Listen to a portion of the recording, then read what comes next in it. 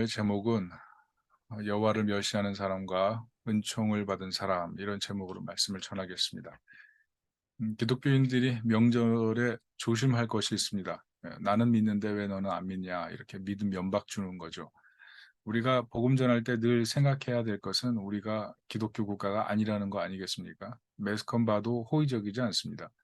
문화 속에 기독교 문화가 자리 잡아 있지도 아직 않습니다. 기독교인의 비율도 도리어 줄어듭니다.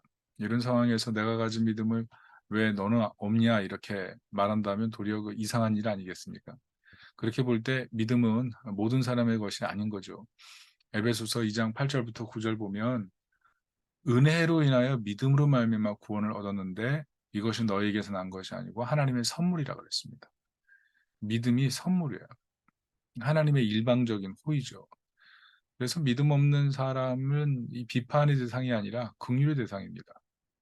내가 먼저 긍휼히 여김을 받아서 구원받은 거잖아요. 그러면 나도 믿음 없는 사람을 긍휼히 여기는 것이 정상적인 마음이고 하나님이 원하는 마음이라는 것입니다. 우리가 만약 정상적으로 이런 마음을 품지 않게 되면 나의 믿음 가진 것, 내가 하나님께 은혜 받은 것, 이게 도리어 종교가 돼서 이거 안 가진 사람은 참 나보다 너무 부족한 사람으로 생각이 돼서 도리어 선을 적선하게 되거나 도리어 자신의 그 믿음의 확증을 너무 영광스럽게 생각해서 자체를 너무 귀하게 생각하는 그런 오류에도 빠질 수 있는 거죠. 오늘 본문을 보십시오. 가장 믿음이 있어야 될 사람이 믿음이 없고 가장 긍휼을 베풀어야 될 사람이 가장 긍휼이 없는 모습을 보게 되거든요. 그게 홈리비너스 아닙니까? 설교 준비하면서 제가 이런 사람이 되면 얼마나 끔찍할까, 이런 생각하는데요. 만약 믿지 않는 사람들의 눈에 교회 오래 다니는데 불쌍히 여김이 없고 믿음이 없는 사람에 대해서 비판만 한다면 그 사람은 어떻게 보이겠습니까? 어떻게 보면 제사장으로서 형식, 자리, 일, 이런 것들은 하지만 그 마음이 하나님께 떠나 있기 때문에 도리어 일반 백성들로 하여금 큰 실망을 줬던 홈리 비느하스처럼 우리도 언제든지 잘못된 마음을 가진다면 이렇게 사람을 번민하게 하는 그런 신앙이 될 수 있다는 것입니다. 오늘 12절을 보시면 엘리 아들들은 행실이 나빠 여호와를 알지 못하더라, 이렇게 얘기합니다. 무슨 말이죠? 행실을 보니까 믿음 없음이 분명하다는 거죠. 얼마나 행동이 나빴으면 이런 평가를 받겠습니까? 보통 쟤는 믿음이 없어서 행동이 저런 거야, 좀 불쌍히 여겨주자, 이렇게 얘기하지만 이 경우는 완전히 행동에서부터 믿음 없는 게 티가 났던 거죠. 제사장들이 누굽니까? 면전의식. 하나님 앞에 면전의식 갖고 있어야 될 사람이죠. 영적 등불이죠. 그런데 이 사람들은 행실 자체가 문제예요. 믿음이 있다고 생각했는데 사실은 없는 거예요. 원래 제사가 뭡니까? 제사 기름은 다 태워 번제드리고 남은 고기는 삶아가지고 화목제로 나눠 먹는 거예요. 이것은 예배가 하나님을 위한 것뿐만 아니라 교회 공동체성에 굉장히 중요한 역할을 하고 있는 것을 보여주는 겁니다. 그런데 홈리 비나스는 하나님에 대해서도 사람에 대해서도 완전 무시하고 있는 것입니다. 화목제물로 나눌 고기를 냄비나 솥이나 이런 데 집어넣고 막 삶을 때 3살 갈고리를 가지고 가서 푹 찌른 다음에 이 갈고리에 걸려 나오는 것을 제사장이 자기 것으로 가지게 했다는 거죠. 여러분, 그 갈고리 가지고 쿡쿡 찌르다 보면 무게감 느껴서 좋은 거면 더 깊이 푹 찔러 가지고 큰 거 건지려는 거 아니겠습니까?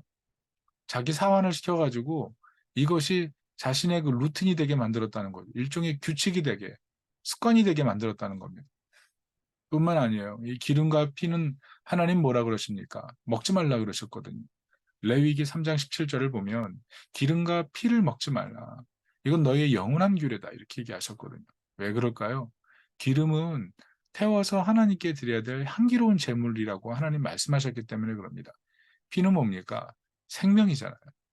그래서 동물을 잡은 다음에 산채로 피를 마시거나 이런 일들은 철저하게 금지시켰어요. 이게 지금 이게 돌이켜 보면 이 제사법이 상당히 위생적입니다. 이 몸에 나쁜 기름이나 피라는 게 그냥 오염, 균들이 들어가 있을 가능성이 굉장히 많잖아요. 그러니까 이런 것들을 근절시켰다는 것 자체만 해도 하나님께서 인간 공동체에 대한 배려가 굉장히 크다는 걸 알 수가 있죠. 그런데 이 홈리와 비느하스, 이 대제사장 가문에 있던 이 핵심 두 인물은 어떻게 합니까? 오늘 15절에 보면 기름을 태우기 전에 사환을 시켜가지고 제사장이 고기를 구워서 먹고 싶다고 이렇게 얘기하게 합니다. 삶기 전에 날 것을 줘라는 거죠. 피가 뚝뚝 흐르는 그 날 것을 줘라. 이렇게 얘기하는 거예요. 말도 안 되는 요구를 하고 있는 것입니다. 더구나 제사 드리러 온 사람이 기름을 탁 태운 후에 내 마음, 당신 마음대로 가져라. 이렇게 얘기를 하면 지금 안 내면 내가 빼앗겠다. 무슨 말이에요? 행위 그치게 하겠다. 너 예배 못 드리게 하겠다. 이렇게 엄포를 놨다는 거죠. 여러분, 백성의 기분이 어땠을까요? 마음이 어땠을까요? 자신의 예배가 엉망이 되지 않기 위해서 울며 겨자 먹기 식으로 재물을 내놓을 수밖에 없지 않았겠습니까? 기름의 기름도 피도 이 하나님 뜻을 다 거부한 거예요. 예배드리는 사람들의 마음이 얼마나 흉흉해졌겠습니까? 반면에 생고기를 구워 먹으면서 그 향기와 피맛을 보는 홈리와 비느하스를 한번 상상해 보세요. 이게 지금 뭐 하고 있는 일입니까? 하나님께서는 이 사태를 보시고 17절 이렇게 말씀하시죠. 이 소년들의 죄가 여호와 앞에 심히 크면 그들이 여호와의 제사를 멸시하였더라. 믿음이 있어야 될 사람들이 가장 믿음이 없게 행동하고 긍휼히 여겨야 될 사람이 가장 긍휼이 없더라. 여러분, 이게 우리의 모습이 된다면 이 얼마나 이게 하나님 앞에서 정말 아름답지 못한 모습입니까? 우리가 이런 모습이 있으면서 예배를 섬긴다. 그게 하나님 멸시하는 일이 된다는 것입니다. 홈리 비느하스. 그게 이 성경에 기록된 그냥 홈리 비느하스의 얘기가 아니고 중요한 자리에 있지만 살아있으나 죽어있고 믿음도 긍휼도 찾아볼 수 없는 이 종교 위선자들의 모습이 내 모습일 수 있다는 것입니다. 여러분, 이렇게 된다면 어떻게 될까요? 만약 하나님이 우리를 이렇게 보신다면 우리는 어떻게 되겠습니까? 오늘 홈리와 비느하스가 그렇다면 왜 이런 짓을 벌인 걸까요? 이게 정말 궁금하지 않습니까? 아버지가 대제사장이고 하나님 말씀을 어려서부터 봤을 거고 기적도 봤을 거고 뭐 은혜도 많이 경험하는 그런 순간들이 없었겠습니까? 그런데 마음이 없는 거예요, 마음이. 그 하나님의 뜻, 하나님의 능력 인정 전혀 안 했던 거죠. 그냥 짐승들이 죽고 사람들이 애통하고 이런 예배드리는 모습을 보면서 전혀 그 마음속에 요동이 없는 그 상태로 유지됐다는 거죠. 여러분, 근본적인 이유가 뭘까요? 첫째는 오늘 17절을 보십시오. 뭐라고 써 있습니까? 여호와의 제사를 멸시했다. 무슨 말이에요? 하나님을 우습게 생각했다는 거죠. 오늘 주목할 게 그래서 재물 아닙니까? 이 재물이라는 게 어때요? 제사장들의 생계예요. 이 재물의 일부분 떼어서 받는 것이 그들의 삶의 중요한 힘이 됩니다. 생계가 되는 거죠. 그런데 이 생계를 위해서 그 사람들이 결정했던 것은요, 하나님으로 먹고 산 것이 아니라 자신이 계획한 대로 먹고 살려고 했던 거죠. 세상은 그렇게 살 수 있습니다. 하나님 섬기지만 자신의 계획이 앞서거니 뒤서거니 하면서 혼동하면서 엎치락뒤치락 하는 경우가 다반사일 수 있어요. 그래서 마음에 찔리고 회개하고 마음 다잡는 것이 일상이 될 수 있습니다. 그런데 제사장은 역할이 다르잖아요. 하나님께 집중돼 있잖아요. 면전의식으로 살고 하나님으로 먹고 살기로 결심한 사람이잖아요. 그런데 먹고 살려는 쪽 목적이 더 강하니까 이 재물에 손댄 거죠. 자기 힘으로 먹고 살려는 마음이 믿음보다 더 중요해져 버린 거죠. 생계가 우상이 되고 있어요. 참 이게 오늘날 이 얼마나 참 힘든 일인지 모릅니다. 이 먹고 사는 문제가 삶에 너무 중요한 문제가 되니까 목회자들도 마음의 기근에 빠지고 성도들도 마음의 기근에 빠져서 이 먹고 사는 문제가 삶에 너무나 큰 우선순위가 돼서 하나님 앞에 온전하게 예배하지 오늘 본문에 보니까 3살 갈고리의 위력이 있잖아요. 그 3살 갈고리의 위력에 사실 다 빠져 있는 시대가 지금 시대 아닙니까? 먹고 살아야 돼. 먹고 살아야 돼. 하나님이 주시는 게 귀해. 여러분, 하나님이 강력한 능력이 있는 걸 모르는 사람이 누가 있어요? 홍해를 가르시고 요단을 가르시고 만나 메추라기 먹이시다가 가나안 와서는 더 풍요를 주신 하나님이잖아요. 그런데 지금 내 손에 있는 3살 갈고리의 위력이 더 매력 있게 느껴지는 거죠. 쿡쿡 찔러서 딱 선택하고 하나님께 딱 받을 그런 것보다는 내가 찔러보면 선택하는 기쁨, 거기에 지금 빠져들고 있는 거죠. 저도 혹시 교회를 하면서 교회 예배 장소를 선택하면서 그럴까 두려워요. 하나님이 주시는 것 거기에 기뻐해야 되는데 내가 다 선택하고 염려해 가지고 내 눈에 보기 좋은 걸 선택하고 선택해서 도리어 교회도 어려워지고 이 인생도 어려워질까 봐 그런 두려움이 있습니다. 하나님보다 앞서갈까 봐. 우리가 인생을 살면서 정말 내 생계나 먹고 사는 문제 때문에 하나님보다 앞서가지 않도록 조심해야 되고, 이번 우리가 교회 예배 선정 장소를 선정할 때도 그런 부분을 정말 조심하는 것이 우리에게 필요하고 이게 우리의 훈련이 돼야 된다고 생각합니다. 그런데 오늘 홈리와 비너스는 이 3살 갈고리 가지고 몇 번으로 그친 게 아니라 마음 다해 예배하러 온 모든 이스라엘 백성들 앞에서 이 행동을 하면서 백성들의 그 은혜를 사모하는 마음에 찬물을 끼얹어 버리는 거죠. 생각해 보세요. 자신의 죄로 죽어가는 그 짐승들을 보면서 이스라엘 사람들이 얼마나 마음이 아팠겠습니까? 그런데 제사장들의 사환이 와서 제물을 그냥 갈기로 쿡쿡 찔러 가지고 쑥쑥 건져 올리는 모습 보면서 무슨 생각했겠어요? 제사장들이 지금 사람들의 마음을 하나님께로 가게 하고 있는 게 아니라 이 홈리와 비나스의 타락한 행위를 보면서 예배 자체에 대한 경외심과 하나님을 사랑하는 감각을 놓치게 만들고 있는 거죠. 이 지금 이 사사기의 영적 지도자들의 타락을 조금씩 보지만 오늘 이 제사장들의 그 범죄를 보면서 인간이 손쓸 방법이 없어진 것입니다. 지금 이제 하나님이 개입하셔야 될 때가 되고 만 것이죠. 정말 우리가 깨어 있어야 될 때라고 생각합니다. 하나님께서 개입하실 수밖에 없는 상황인데 내가 모르고 있는 거라면 정말 두렵고 떨림으로 내가 지금 무엇을 하고 있는지 생각해 봐야 된다는 것이죠. 오늘 둘째는 무엇입니까? 홈리와 비나스의 문제를 보면 자기 본성을 버리는 삶을 거부하고 있어요. 뭘 좋아하죠? 날고기 좋아해요. 기름에 구워지면서 막 이렇게 생고기가 그 막 익어가면서 나오는 그 냄새, 뭐 마블링 뭐 이런 거 보면서 냄새 맡아가면서 먹는 이 모습, 날고기 먹을 수 있죠. 예, 그렇지만 이게 지금 하나님이 고기 삶아 먹으라고 이렇게 했던 거잖아요. 그럼 평상시에 그렇게 해서 먹든지. 그런데 이 예배 때 고기를 삶아 먹으라는 것을 정면으로 거부한다는 건 무엇입니까?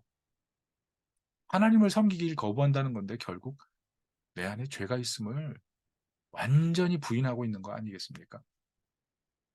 나중에 회막문에서 섬기는 여인까지 동침하면서 양심의 가책이 없는 상태. 이 제사장을 수선하고 설거지하고 솥에 불 때고 이런 사람들이거든요. 그런데 욕정을 채우는 대상으로 전락시켜 버리잖아요. 여러분 죄의 마력이 뭡니까? 죄는요. 결코 혼자 죽지 않습니다. 같이 죽어요. 죄가 되도록 태워버려요. 오늘 영적인 암흑기잖아요, 이스라엘이. 그런데 영적인 암흑기에 불을 비춰 가지고 어둠을 밝히는 것이 아니고 이 제단의 불을 조금씩 타오르는 이 불마저 꺼트려 버리고 있는 것. 이게 바로 홈리 비느하스라는 것입니다. 얼마나 많은 사람이 믿음을 잃었겠습니까? 이스라엘에게 지금 무슨 빚이 있나요? 그런데 하나님의 임재를 갈망해야 될 이스라엘 백성들 앞에서 지금 무슨 짓을 하고 있는 건가요? 그런데 홈리 비너스가 우리일 수 있어요. 예배를 섬기는 우리가 사람들의 마음, 하나님을 향한 그 마음을 우리가 방해할 수 있어요. 목회자들이 방해할 수 있고 앞선 리더들이 방해할 수가 있고 예배드리는 사람들이 자기 욕심만 챙기다가 하나님의 빛 가운데 들어가지 못할 수가 있죠. 저 스스로를 돌아봐도요. 막중할 책임을 제가 만약 홈리 비너스처럼 있는다고 생각해 보세요. 여러분이 뭐 가만히 있겠습니까? 제가 얼마나 죄인인지 무뎌지면 여러분 저한테 말씀해 주세요. 제가 만약 제 인생이 영원할 것처럼 생각하면서 예배와 하나님 앞에 헌신을 갖다가 무시하고 멸시하고 있다면 영적인 치매 환자 같은 사람 아니겠어요? 교회 문 닫아야죠. 그런데 홈리 비누아스가 지금 자기 교만이 부푼 풍선처럼 이게 빵빵 터지기 일보 직전인데 상황 파악을 못하고 있는 거예요. 우리가 살면서 이런 일들을 할 수가 있어요.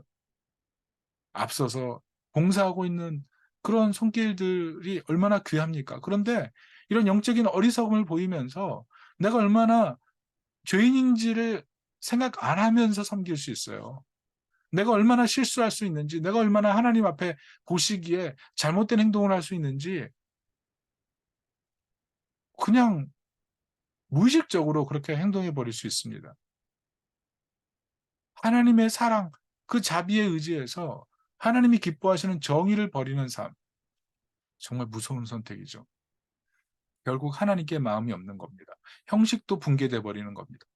저는 그런 면에서 우리 삶이 정말 주의해야 될 것이 형식과 마음이 같이 가는 거예요. 온라인 예배 어떻습니까?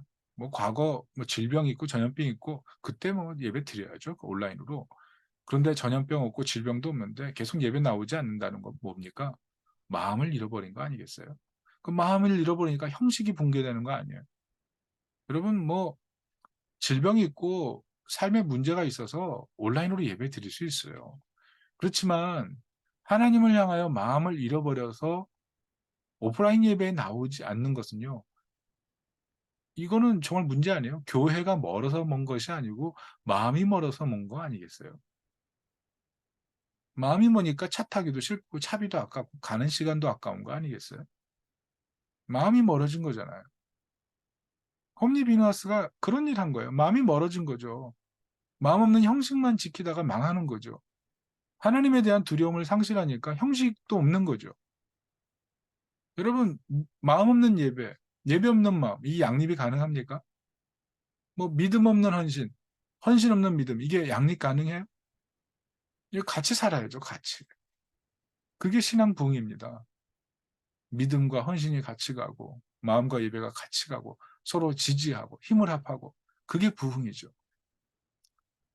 숫자 늘고 재정 늘고 건물 좋고 그냥 내 마음 편한 대로 교회가 흘러가고 그게 부흥인가요? 교회 왔더니 내가 너무 마음이 편해요. 교회 왔더니 뭐 너무 좋아요. 상황이 너무 좋아요. 그게 부흥인가요? 마음 다한 예배, 믿음 다한 헌신 그게 있어야 부흥 아니겠어요?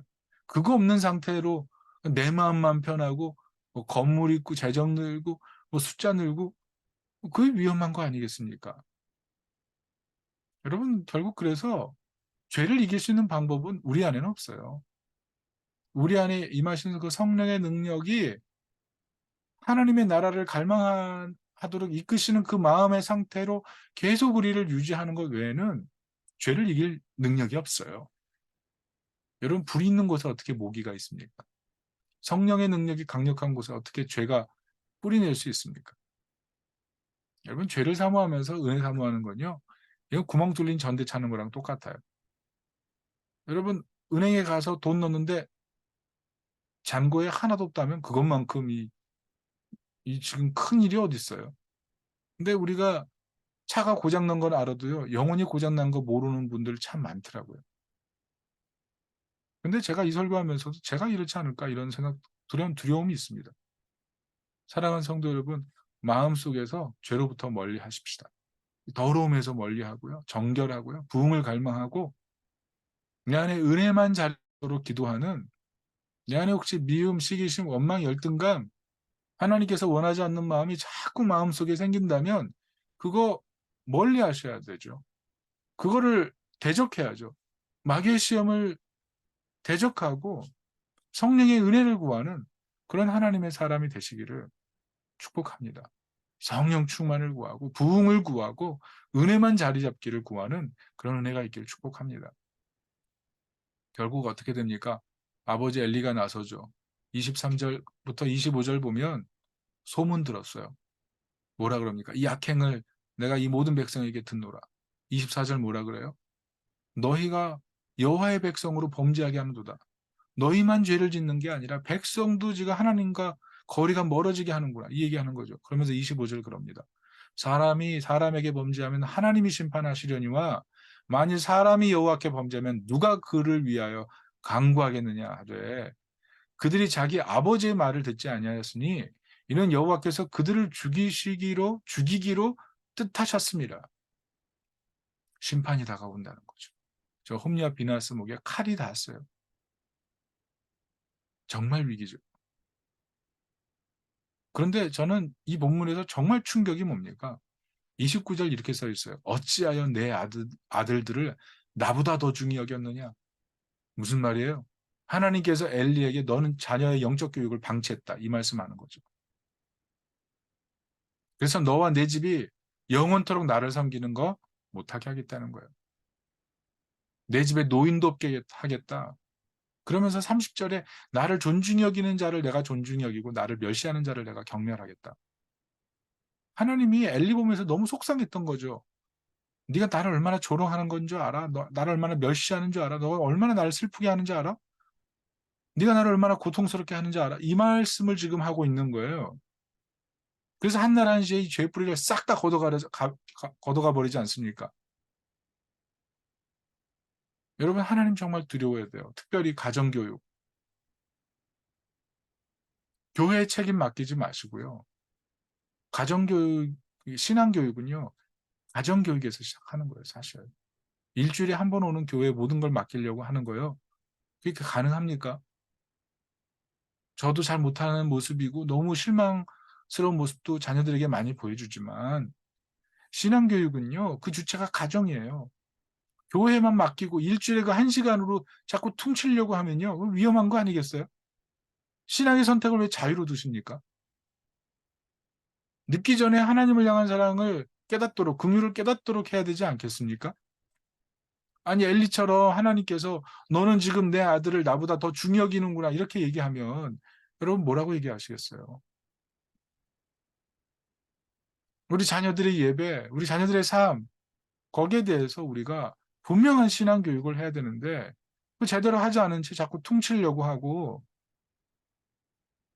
말은 뭐 교회에 가서 신앙생활 열심히 하도록 돕고 있다 그러지만 실제로 가정에서 아무것도 가르치고 있지 않다면 그건 문제가 있는 거죠. 믿음이 있어야 될 사람이 믿음이 없고 긍휼을 베풀어야 될 사람이 긍휼이 없는 경우 이게 정말 심각한 위기예요.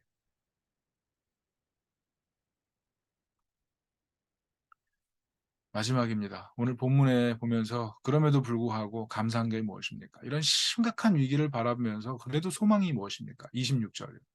이에 사무엘이 점점 자라매 여호와 사람에게 은총을 더욱 받더라. 무슨 말이에요?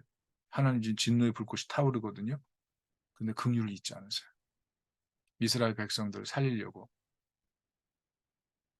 하나님의 그 영적인 은혜의 등불이 다시 이스라엘 이 나라에 활활 타오르도록 하나님이 사무엘 세우시는 거죠. 은총을 베푸시는 거죠. 결국 촛대가 엘리 가문에서는 옮겨지고 엘가나 가문으로 옮겨지잖아요. 21절에 보면 사무엘이 은혜 가운데 자랄 뿐만 아니라 그 엘가나 가문의 그 자녀들까지 생기는 그 엄청난 복을 받지 않습니까? 이 패역한 시대에 하나님께서는요, 이렇게 은혜를 베풀 한 사람을 찾으시죠. 성전의 어둠을 일소시키는 그런 한 사람을 찾으시죠. 지금도 비슷한 시대 아닙니까? 교회도 욕먹고 목회자도 인기가 바닥이고 옛날에는 하나님을 믿어야 하지 않습니까? 이런 시대인데 지금은 하나님 믿기는 합니까? 이런 시대잖아요. 이런 시대에 뭐 지금 홈리 비나사 시대와 똑같죠. 암흑이 가득하죠. 그러나 하나님의 은총이 임하면 부흥이 임하는 줄로 믿습니다. 사무엘을 준비시켜서 하나님의 부흥을 준비시키는 그런 은혜가 있다면 우리 시대에도 하나님께서 하나님 마음에 합한 한 사람을 세우시고 은총을 부으셔서 어둠을 일소하실 줄로 믿습니다. 우리가 우리 자녀를 보면서 그런 기대감 가지고요. 자신을 보면서 그런 기대감으로 자신을 드려야 되고요. 그 복음의 정점이 무엇입니까? 예수님이잖아요. 키가 자라며 뭐 지혜가 자라며 하나님과 사람 앞에 귀중히 여김을 받잖아요. 예수님. 패역한 시대 사무엘보다 더 나은 선지자로 오셔가지고 세 아들과 두 딸 주셨지만 그것보다 더 많은 제자 키우시고 열방의 죄를 씻으시고 십자가를 붙드는 자마다 하나님 자녀 되게 하시지 않습니까? 그러므로 누구든지 소망이 있어요. 그리스도 안에서는요, 하나님의 은총의 소망이 있어요. 그 안에 예수님 내주하시고 성령님 내주하시잖아요. 그러니까 재단에 불이 붙게 돼 있습니다. 다시 성령께서 연약한 사람들의 심령을 위해 주님이 죽으셨기 때문에 우리는 은총이 예고된 사람들이기 때문에 우리가 마음을 돌이켜서 그 부흥을 사모하며 하나님께 나아가기만 하면 그 은총으로부터 부흥의 능력이 나타나는 것입니다. 부흥이 불가능한 게 아니에요. 내주하시는 성령, 내주하시는 예수 그리스도를 따라 우리가 그 은총을 삼으며 나갈 때 부흥은 다시 시작될 겁니다. 특별히 이 명절 한날 한날이 그런 은총 입은 분으로 선한 영향력을 나타내시기를 예수님의 이름으로 축복합니다. 아멘. 기도하겠습니다. 몇 가지 기도 제목이 있어요. 홈리 비누아스 같은 모습이 혹시 하나님 내 안에 있지 않습니까? 하나님 내 안에 있는 어둠을 불태워 주소서, 이렇게 기도했으면 좋겠어요. 두 번째는 여러분 누구든지 넘어질 수 있는 거예요. 그런데 성령님 이 시간에 오셔서 내 안에 다시 충만하게 임하옵소서. 하나님을 멸시함이 있었다면 용서해 주시고 이 믿음 없음을 불쌍히 여겨주시고 내가 죄인이란 사실을 자각하고 성령의 은혜 가운데 다시 나를 드리게 해주세요. 이렇게 기도했으면 좋겠어요. 그리고 사무엘과 같이 하나님께 쓰임받는 한 사람 되게 하소서. 시대가 어둡고 교회가 조롱받고 목회자의 인기가 바닥이고 사람들이 교회 다닌다는 거 스스럼 없이 얘기할 수 없는 그런 시대가 됐지만, 그러나 사무엘과 같은 한 사람이 나와서 하나님 앞에 제가 여기 있습니다 하고 성령을 나가면 어찌 그 안에 부흥이 일어나지 않고 그를 통해 하나님의 영광이 드러나지 않겠습니까? 하나님 우리를 그런 사람으로 부르셨죠. 이 시간에 하나님 나를 드립니다. 사무엘과 같이 드립니다. 하나님 사용하시는 그 한 사람 되게 해주세요. 우리 다 같이 기도하겠습니다. 하나님 아버지, 우리가 하나님의 말씀을 하는 사람, 하나님 마음에 합하는 사람, 하나님의 뜻에 합하는 사람, 하나님이 사용하실 수 있는 한 사람, 하나님의 영광을 임하는 그 한 사람, 하나님이 축복하신 그 한 사람, 그 한 사람 되게 해주세요. 오늘도 우리 마음 가운데 하나님을 향한 참된 영성과 오늘도 우리 영혼이 참된 영성, 우리의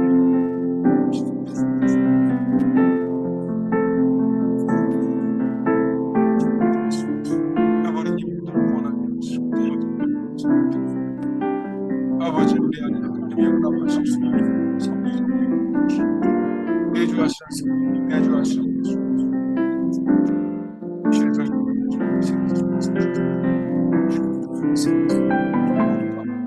주로부터 권능받아 주의 영광에 살게 하옵소서. 오늘도 성령님과 충만하게 하소서. 하나님의 사랑이 실수되는 한 사람 되게 하소서. 하나님의 은총을 받는 한 사람 되게 하소서. 하나님의 뜻 가운데 있는 한 사람 되게 하소서. 옴니와 비나스의 모습이 어떻게 있을까 두렵습니다. 하나님, 옴니와 비나스의 모습이 아니라 아버지 은총 입은 사무엘의 모습을 평생 드리기를 원하고, 그런 은총 가운데에서도 예수님 보내주셔서 감사합니다. 예수님 안에서 평생 하나님의 영광으로 헌신하고 하나님 나라 확장에 살아가는 참되고 올바른 목회자, 참되고 올바른 우리 목자, 참되고 올바른 우리 부목자, 참되고 올바른 우리 모든 성도들 헌신자들 되기를 원하오니 주님 축복하여 주옵소서. 예수님의 이름으로 기도합니다. 아멘.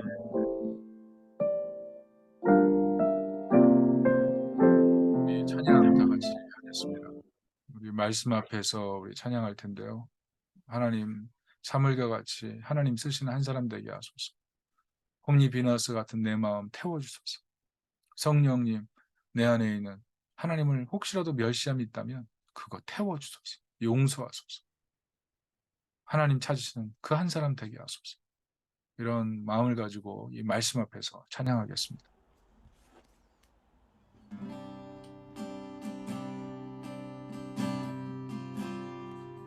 우리 함께 찬양합니다. 말씀 앞에서 경외함으로 주께 홀로 섭니다. 생명의 말씀 읽고 순종해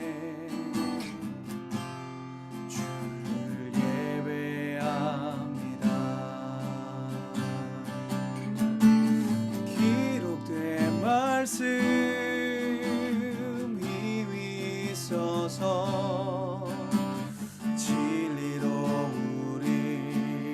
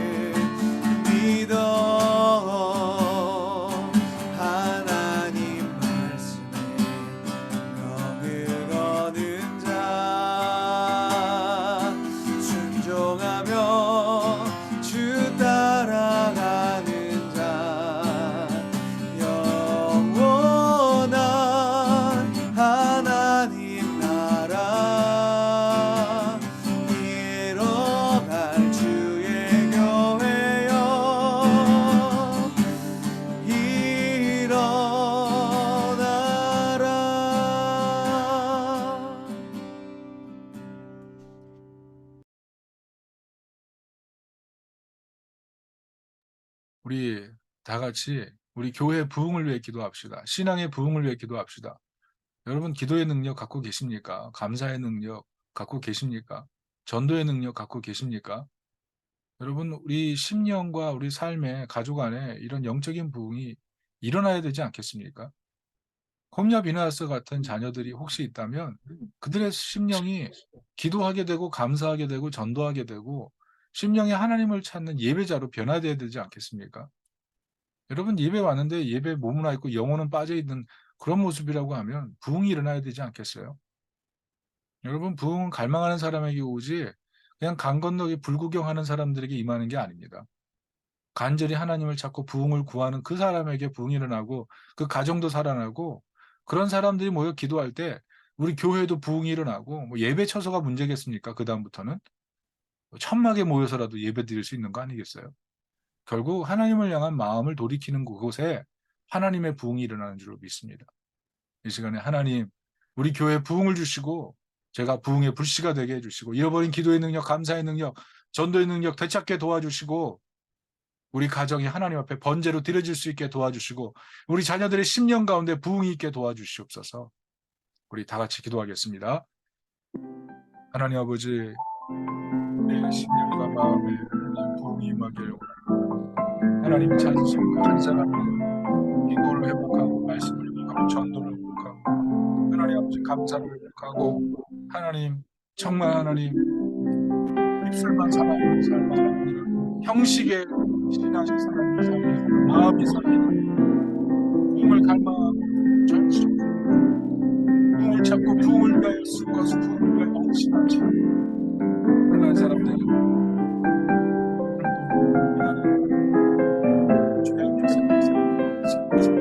예수님 깨뜨려 주시고 오늘도 주의 성령으로 우리의 심령에 불을 붙여주셔서 하나님의 나라와 영광을 살게 하시고 우리가 먹고 살려고 하나님 하역하고 우리가 하나님 내가 원하는 것 하려고 인생 살지 않고 하나님의 나라와 예배 위하여 살고 하나님 우리 성도들 우선순위 잘 바뀌는 세상 속에서 마음 지키고 예배드리고 하나님을 찾으시는 기도 잃어버린 사람 기도 찾고 하나님 몸을 잃어버린 사람 몸을 찾고 감사를 잃어버린 사람 감사 찾고 전도 잃어버린 사람 전도를 되찾고 심령의 분이 원합니다. 하나님 심령의 분이 일어나 가정에도 분이 일어나고 직장에도 분이 일어나고 교회에도 분이 일어나고 신앙화 민족과 역사가 일으키기를 원합니다. 교회가 살아나기를 원합니다. 주여 우리 교회 부흥을 주시고 우리 성도들 깨어 기도하게 도와주시고 전심으로 간구하게 도와주시고 성령의 능력에 충만하게 임하옵소서.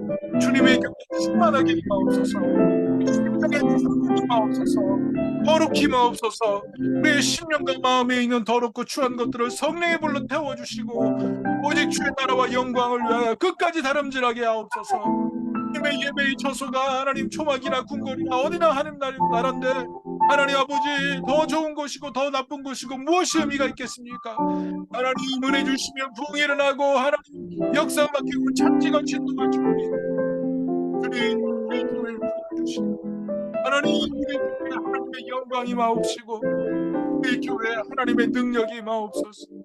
오 주님 도우시고 오 주님 역사하시고 오 주님 축복하시고 오 주님 기름 부어주시고 성령님의 감동과 성령님의 기름 부으심이 우리 교회 가운데 가득 임하도록 도우시고 가장 합당한 연결과 가장 합당한 일들이 우리 안에 가득 일어나도록 하나님의 부흥을 보도록 성령님 주장해 주시고 성령님 역사해 주시고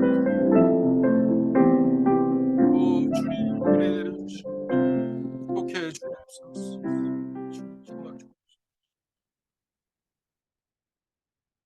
예, 마지막으로 우리 파송의 노래 한번 찬양하고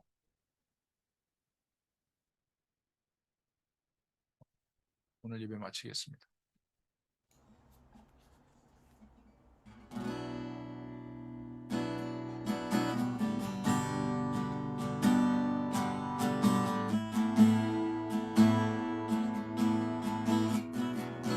함께 찬양합니다. 너의 가는 길에 너의 가는 길에 주의 평안이 있으리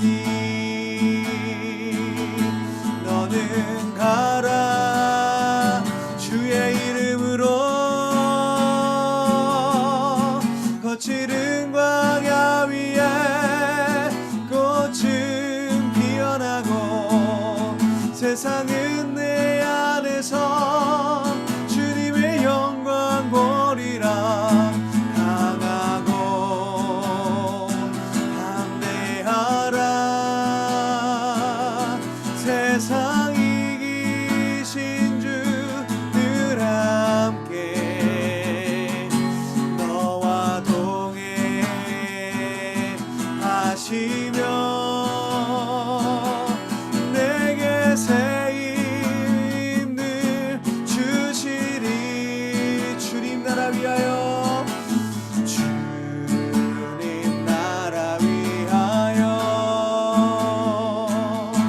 길 떠나는 나의 형제여,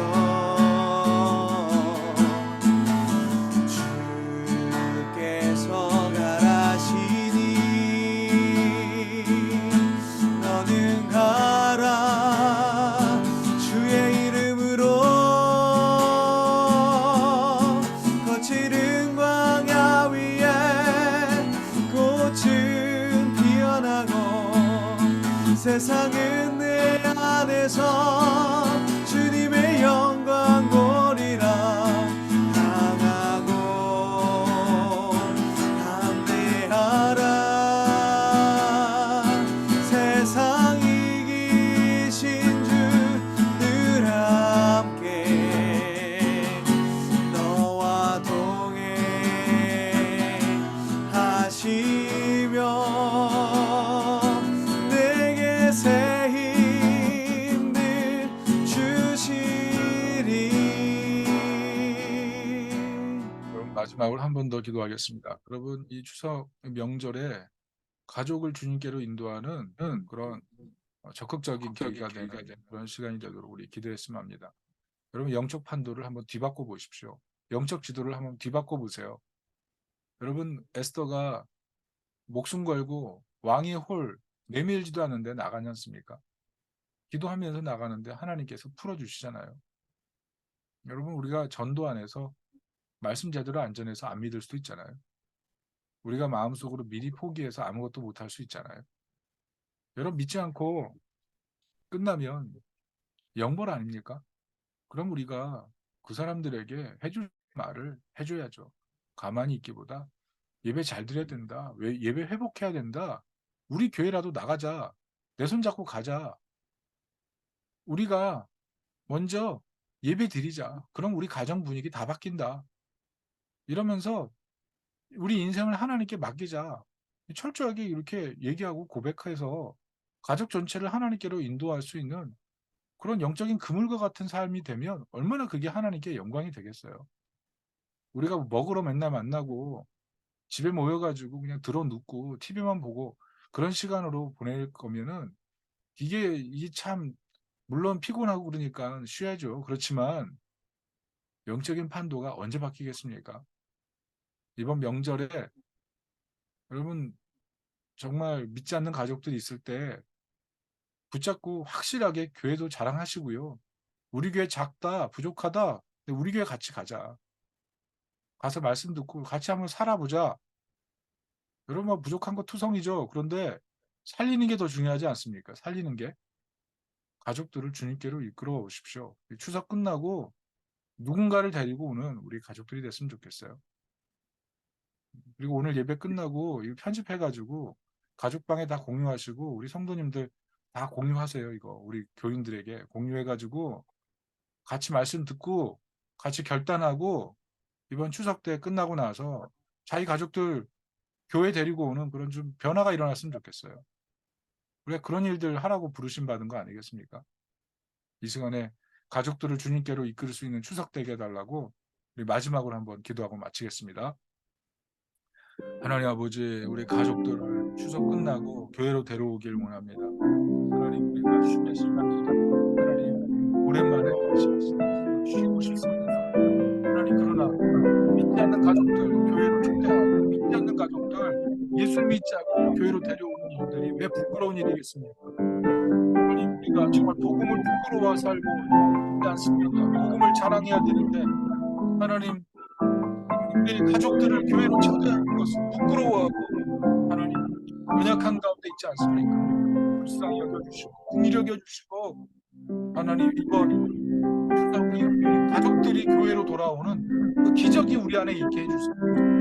우리 교회가 볼품 있는 예배당이 있습니까? 자랑할 만한 뭐 수가 있습니까? 돈이 있습니까? 계속적으로 하나님 자랑할 것 없고 뭐 하나님 말씀도 하나님 그렇게 뭐 뛰어난 사람에 비하면 잘 전하지 않고 하나님 그러나 하나님 예배드리러 오는 자리, 하나님 말씀 들으러 오는 자리, 하나님께 시간을 드리고 물질을 드리고 인생을 드리는 자리, 예수 그리스도를 인격적으로 만나고 하나님을 우리 인생의 왕으로 삼고 예수 그리스도를 구원자로 삼고 성령으로 닦아여 살아가는 그 삶에 있다면 분명히 교회 구원이 임할 줄로 믿습니다. 우리가 그 일 하라고 부르심 받았는데 외면하고 있지 않게 도와주시고, 우리가 복음의 좀 거룩한 열정을 가지고 에스더와 같이 하나님 복음을 증거하고 온 가족을 하나님께로 인도하는 사랑하는 예수사성교회가 되길 원합니다. 우리 안에 이 은혜가 임하도록 축복해 주시옵소서.